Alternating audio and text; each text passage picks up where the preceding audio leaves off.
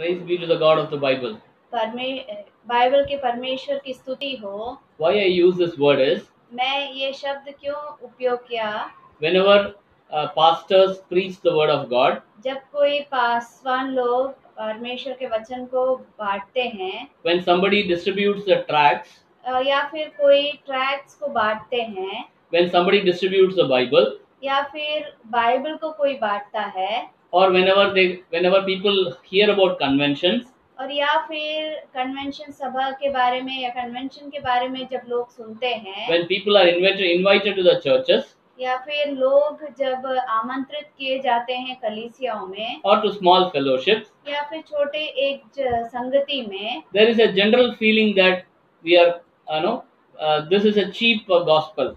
और एक ऐसी एक साधारण सोच होती है कि ये एक सस्ता एक समाचार है करके, Or people also feel that it is a very cheap community. और या फिर लोग ऐसे भी सोचते हैं कि ये एक बिल्कुल सस्ते समाज के हैं, Or a low caste. या फिर नीचे समाज के हैं, And people also feel that they don't belong to this community or category. और लोग ऐसा भी सोचते हैं कि वो इस समाज के नहीं है करके, And they don't want to mix also. और वो घुल मिलना भी नहीं चाहते हैं। And each time I read the Bible, और हर बार जब मैं बाइबल को पढ़ता हूँ, I am able to understand the greatness of God. मैं हमेशा परमेश्वर की महानता को समझ पाता हूँ। I am able to understand that God is just.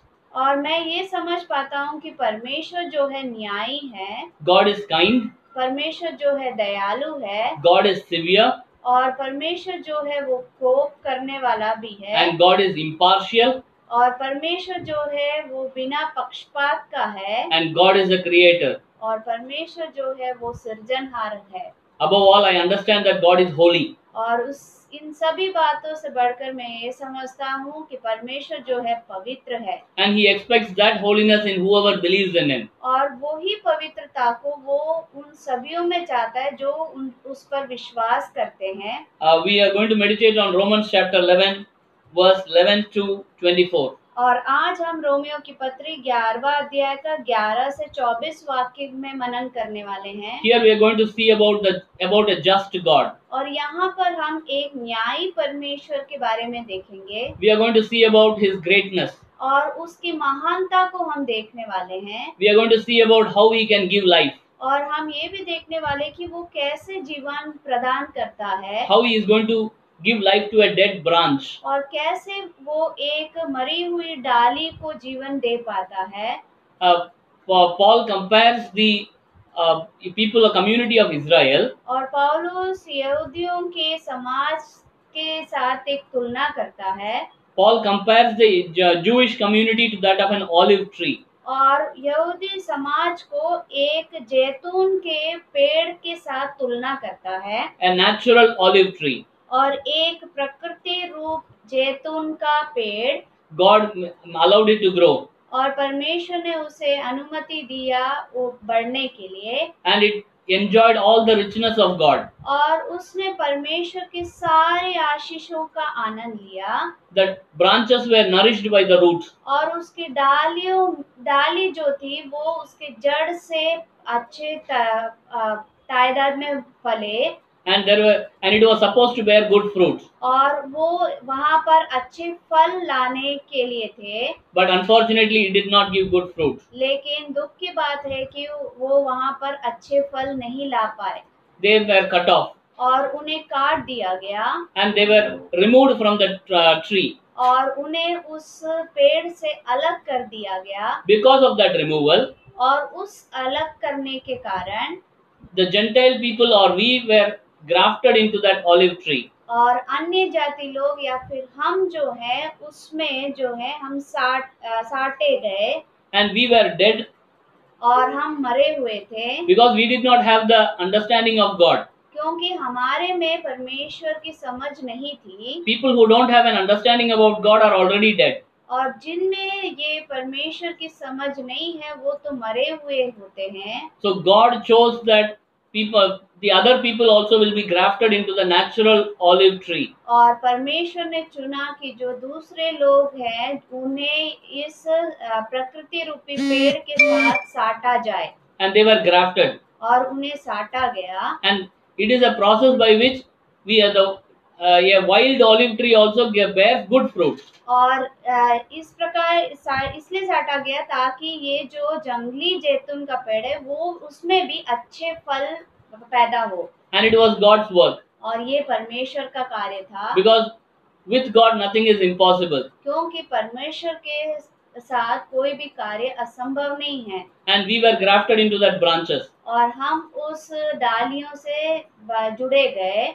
And Paul reminds us that और पौलुस हमें ये याद दिलाता है, once the natural olive tree was cut, और एक बार जब प्राकृतिक रूप का जैतून पेड़ काटा जाता है, because of no faith, क्योंकि उसमें अविश्वास था, we can also be cut like that. हम भी वैसे ही काटे जा सकते हैं। We should also understand that we can only yield fruit by that root.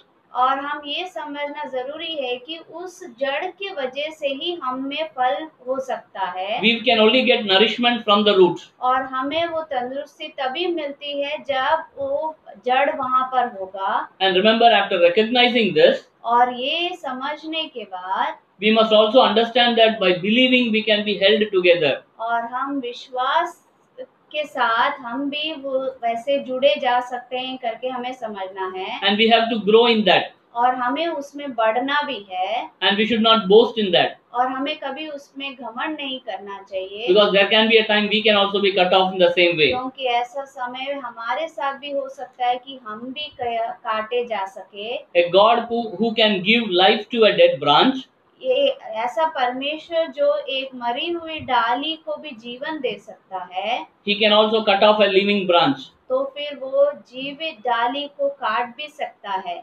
If it doesn't yield good fruit, यदि वो उसमें अच्छा फल नहीं हुआ तो, if it doesn't yield fruit which is worthy, और ऐसा फल उगा जो योग्य नहीं है, it might look living, वो हो सकता है उसमें जीवन दिखता होगा, but it doesn't give fruit. लेकिन उसमें फल नहीं होगा। Therefore, God can cut it also. और इसीलिए परमेश्वर उसे वहाँ पर काट भी सकते हैं। So we have a lesson today. और इसलिए आज हमें एक लेसन है। We should understand that हमें ये समझना है, we are grafted, हमें साटा गया है, and we should abide in that root, और हमें उस जड़ से बने रहना है, and we should yield fruits, और हमें फल उगाना है, and the fruit should be worthy. और वो जो फल है वो योग्य होना जरूरी है। Our nature is not to yield good fruit, हमारी जो स्वभाव है वो अच्छे फल लाने वाले नहीं है, but because of the root we can yield good fruit. लेकिन उस जड़ की वजह से हम अच्छे फल ला सकते हैं। And this is a reminder for the Jewish people and to all of us. और ये एक याद दिलाना था यहूदी लोगों के लिए और हमारे लिए भी। That is why I told you God is just. और इसलिए मैंने कहा कि परमेश्वर जो है न्यायी है। God chose Israel, परमेश्वर ने इस्राएल को चुना, gave them the covenants, उन्हें वाचा दिया, gave them the promises, उन्हें वायदे दिए, gave them warnings. उन्हें वार्निंग भी दिया।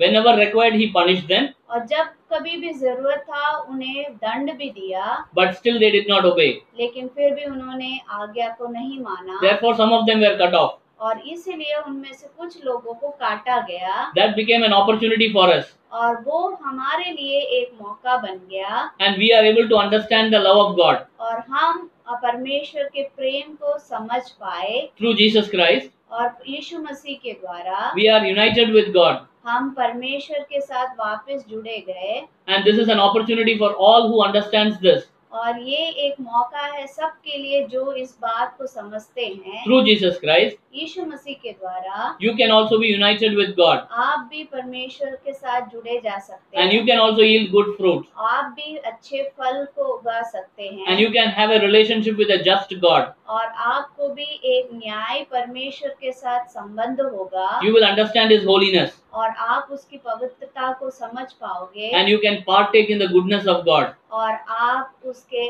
अच्छाइयों में भागीदार हो सकते हो। The opportunity is yours. ये मौका आपका है, The choice is going to be yours. चुनाव भी आपका है। Those who have already grafted, और जो पहले से साटे गए हैं, let us understand that we have to be always held to the root. और हम ये बात को समझे कि हमें हमेशा उस जड़ के साथ बने रहना And है, it is the root which will nourish us. और वो जड़ ही है जो हमें फलदायक कर सकता We है। cannot grow on our own. हम खुद से बढ़ नहीं सकते, And people who might be Christians for a long time, और जो बहुत लंबे समय से मसीह हैं, they should not also boast. और उन्हें भी घमंड नहीं करना चाहिए। And each time they should submit before the word of God. हर एक बार परमेश्वर के वचनों के सामने अपने आप को अधीन करना चाहिए, Correct wherever is possible. और जहाँ जहाँ अपने आप को सही करना है वहाँ सही करना चाहिए, Because God is a severe God. क्योंकि परमेश्वर जो है वो कोप रखने वाला परमेश्वर भी है, And God is holy.